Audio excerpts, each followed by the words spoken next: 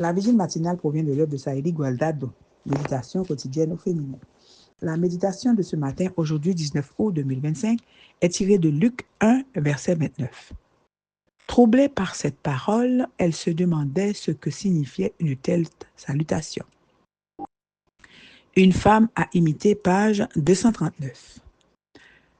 Pendant longtemps, je me suis demandé pourquoi Zacharie avait été frappé de mutisme pour avoir posé une question semblable à celle de Marie, alors qu'il n'était rien arrivé à cette dernière. Ce jour-là, alors qu'il était au temple, un ange a annoncé à Zacharie que ses prières avaient été exaucées et que sa femme lui donnerait un fils, ce qui signifie que lui et sa femme avaient toujours prié pour l'arrivée d'un bébé dans leur foyer. Cependant, lorsqu'il a reçu la réponse à sa prière, Zacharie a demandé « À quoi reconnaîtrai-je cela, car je suis vieux ?» Apparemment, c'est la même question que celle de Marie qui disait « Comment cela se produira-t-il puisque je ne connais pas l'homme ?» Mais c'est l'intention avec laquelle elle a été dite qui fait la différence. Zacharie avait demandé un fils et quand on lui a dit qu'il allait en avoir un, il a manqué de foi, doutant qu'une chose aussi étonnante puisse lui arriver vu son âge. Marie, en revanche, n'avait rien demandé, ce qui signifie que sa question visait à en savoir plus sur la manière dont cet événement surnaturel se produirait.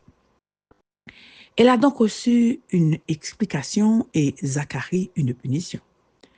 L'exemple de Marie est digne d'être imité. Les étapes de la vie chrétienne ne sont franchies que par la foi.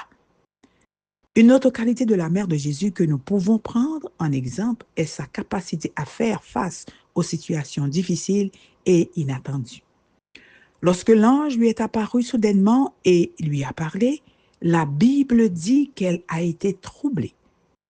Le mot grec utilisé ici pour troubler est diatarasomai, qui signifie être fortement agité ou intensément troublé.